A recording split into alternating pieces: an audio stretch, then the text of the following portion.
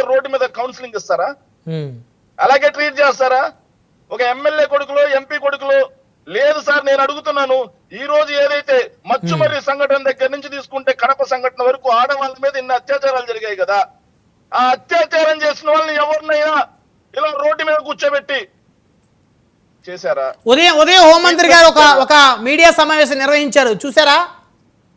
Sir చూశాం sir. అనుభవ రాహిత్యం అహంకారం కలగలిపిన హోంమంత్రి గారు మాట్లాడారు. అదే కరెక్ట్ కాదండి, కరెక్ట్ కాదు. హోంమంత్రి గారు, మహిళా హోంమంత్రి గారు, ఆవిడని గౌరవించాలి, ఒక దళితురాలు ఆవిడ గౌరవించాలి, ఆయన గౌరవంతో మాట్లాడారు. సార్ ఎందుకు గౌరవించట్లేదు? మేమేమో తిట్టామా? అనుభవ రాహిత్యం అహంకారం కలగలిపిన మాటలని చెప్తాం. అహంకారం అనే పదాన్ని తీసుకోండి మీరు, శేఖర్ రెడ్డి గారు. అహంకారం సార్, అధికార అహంకారం సార్. ఎందుకంటే సార్ అధికార అహంకారం ఎందుకు చెప్తున్నాను సార్? కోర్టులు ఎందుకున్నాయి, జైళ్ళు ఎందుకున్నాయి? దానికి సమాధానం చెప్పండి సార్. హోంమంత్రి గారిని అడుగుతున్నా నేను మీ ద్వారా. కోర్టులు ఎందుకున్నాయి, జడ్జిలు ఎందుకున్నారు? హోంమంత్రి గారు ఏమన్నారు? ఒకటి, నేరస్తులకి ఎక్కడైనా కులం ఉంటుందా? ఎందుకు కులాలని మతాలని నేరస్తులకి మీరు అంటగట్టి మాట్లాడుతూ ఉన్నారు అని అంటున్నారు. సో ఏం చెప్తారు సమాధానం? సో ఇదే జగన్మోహన్ రెడ్డి గారు గత ప్రభుత్వంలో మరి డాక్టర్ సుధాకర్ గారు, ఆయన డాక్టర్, ఎలాంటి క్రిమినల్ కేసులు లేవు ఆయన మీద, ఆయన బట్టలోడు తీసి నడు రోడ్డు మీద ఆయన్ని ఆ విధంగా పోలీసులు ఆయన ఇబ్బంది పెట్టి ఆయన చావు కారణమైతే మరి జగన్ గారు ఎందుకు పరామర్శకు రాలేదని చెప్పేసి అడిగారు. భాస్కర్ ఏదైతే బ్రహ్మనాయుడు గారు బ్రహ్మాండమైన ప్రశ్న అడిగారు. చాలా డిబేట్లో 2019 నుంచి మొదలెట్టి 2020 వరకు వైఎస్ఆర్ కాంగ్రెస్ పార్టీ మీద చెయ్యని బురదలో ఏదైతే చల్లిన బురదల్లో డాక్టర్ సుధాకర్ అంశం. డాక్టర్ సుధాకర్ అనే అతను ఏదైతే మాస్కులు అడిగాడని చెప్పేసి అతను కాదు సార్. మీకు నేను ఎన్నో సందర్భాల్లో మీ ఛానల్లో ఏదైతే మీ ఇంతకుముందు మీరు ప్రైమ్ మ్యాన్ లో ఉన్నప్పుడు నేను వీడియో చూపించాను, 99 లో వర్మ గారికి కూడా వీడియో చూపించాను సార్. అతన్ని అరెస్ట్ చేసింది దేనికి సార్? దారిన తాగేసి సిగరెట్లు తాగుతూ నడి రోడ్డు మీద ట్రాఫిక్ ఆపేసి అడ్డొచ్చిన ఏదైతే దారిన వెళ్తున్నటువంటి వాళ్ళ మీద సిగరెట్ పేకలు ఇసిరేయడం, బాటిల్స్ ఇసిరేయడం, ఏదైతే పోలీసు వాళ్ళని బండబూతులు నడి రోడ్డు మీద దొరుకుతుంది. అతనేం కొట్టలేదే,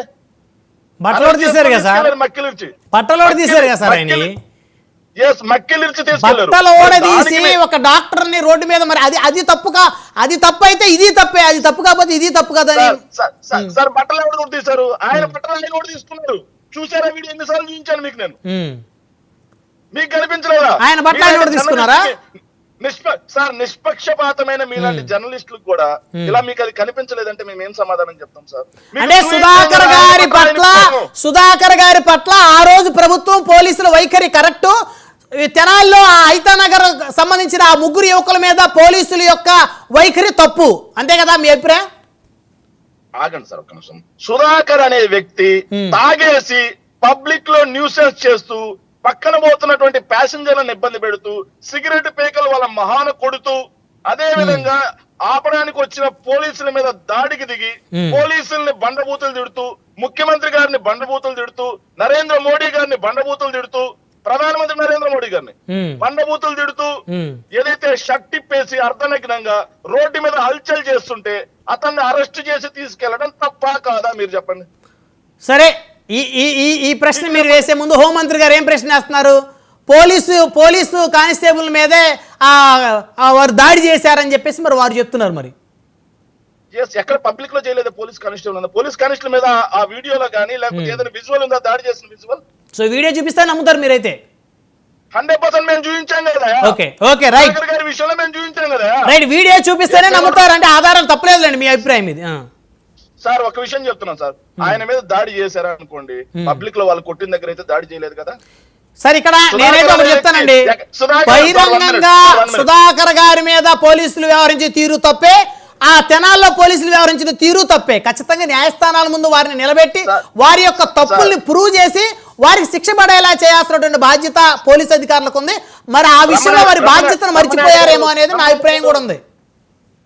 బ్రహ్మనాయుడు గారు, మీరు నిష్పక్షపాతమైన జర్నలిస్టులు వ్యవహరించండి దయచేసి. ఎందుకు అడుగుతున్నా అంటే అక్కడెక్కడా కూడా సార్ వినండి సార్, అక్కడెక్కడా కూడా సుధాకర్ గారి మీద 3rd డిగ్రీ ప్రయోగించారా?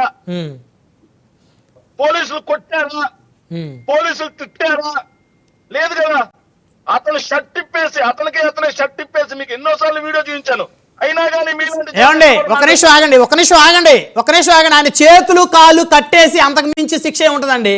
చేతులు కాళ్ళు పూర్తిగా విరిచేసి వెనక్కి కట్టేసి రోడ్డు మీద ఆయన ఒక జంతువులాగా రోడ్డు మీద ట్రీట్ చేశారండి ఆయన్ని. తార్ రోడ్డు మీద చొక్కా లేదండి ఆయనకి, ఒంటి మీద బట్టలు లేవండి ఆయనకి. వెరీ చాలా కొట్టాలా బాధపడిపోతున్నారు ఏంటి? సార్. మీరు చాలా ఆయన షర్ట్ ఎవరు ఇప్పారు? పోలీసులు ఇప్పారు, షర్ట్ ఆయన ఇప్పారా? అది సమాధానం చెప్పండి మీరు. మీకు బాధ కలుగుతుంది కదా సార్. రోడ్డు మీద ఈ రోజైనా సార్ 1 minute, రోడ్డు మీద ఈ రోజైనా ఏదైతే పబ్లిక్ ఇబ్బంది కలిగిస్తూ తాగేసి న్యూసెన్స్ చేస్తూ ప్రస్తుతం ఉన్నటువంటి చంద్రబాబు నాయుడు గారిని, నరేంద్ర మోడీ గారిని ఎవరో ఒక డాక్టర్, అత్యున్నత స్థాయి వ్యక్తి అనుకోండి, అతను ఒక పెద్ద యూనివర్సిటీ ప్రొఫెసర్ అనుకోండి, తాగేసి న్యూడ్గా అర్ధనగ్నంగా నిలబడి పోలీసు వాళ్ళనే కాకుండా ముఖ్యమంత్రిని, అదే విధంగా సార్ ప్రధానమంత్రి నరేంద్ర మోడీ గారిని అందరినీ బండబూతులు తిడుతుంటే పోలీసులు చెప్పినా వినకుండా అదే పనిగా అక్కడే న్యూస్ చేస్తుంటే ఏదైతే చేతులు విరిచి అరెస్ట్ చేయడం తప్ప. శేఖర్ రెడ్డి గారు ఆగండి, మళ్ళీ మాట్లాడదాం, మళ్ళీ మాట్లాడదాం. అది తప్పే ఇది తప్పే, దాన్నేమో సమర్థించుకుంటారు, దీన్నేమో వ్యతిరేకిస్తారు. కరెక్ట్ గా రాజకీయ ధోరణిలో పోవద్దు. ఒక సంఘటన జరిగినప్పుడు ఒక సంఘటన ఒకే విధంగా చూడాలి, 2 యాంగిల్లో చూడొద్దు. వైసీపీ యాంగిల్లో చూస్తే మీకు ఒక రంగు కనపడుతుంది, టీడీపీ జనసేన యాంగిల్లో ఒక రంగు కనపడుతుంది. నేను 2 తప్పంటున్నాను, మీరు 2 తప్పని ఎందుకు అనలేకపోతున్నారు మీరు? అరే చేతులు విరిచేసి కాళ్ళు విరిచేసి వెనక్కి కట్టేసి ఆయన దారుణంగా తార్ రోడ్డు మీద వదిలేస్తేనేమో అదేమో కరెక్ట్ అంట. ఆయన జనాల మీద సీసాలు సిగరెట్లు వేస్తే మతి భ్రమించిందేమో, ఆయనకి తీసుకెళ్లి స్టేషన్ లో కూర్చోబెట్టాలి కదా, అది కరెక్ట్ మీకు? అది కరెక్టా? ఊరుకోండి సార్, మీరు మళ్ళీ చెప్తారు, మీరు మళ్ళీ వస్తారు. ఆగండి, మీ దగ్గర మళ్ళీ మాట్లాడతారు. ఆగండి, మీరు మాట్లాడిందంతా విన్నారు, అందరూ విన్నారు. ఆగండి, వివేక్ గారు ఉన్నారు జనసేన నుంచి. వివేక్ గారు గుడ్ ఈవినింగ్ అండి. ఆగండి సార్, మీకు 10 నిమిషాల పైన సమయం ఇచ్చాను, మీరు మళ్ళీ మాట్లాడుదురు.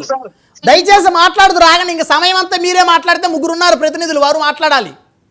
మళ్ళీ వస్తాను, ఆగండి, మీరు దయచేసి ఆగండి. వివేక్ గారు, ప్యానల్ సభ్యులకి, మీకు 99 వీక్షకులందరికీ గుడ్ ఈవినింగ్. జూన్ 4 పండగ దినమా వెన్నుపోటు దినమా? పండగ దినమనేమో మీ అధినేత అంటా ఉన్నాడు.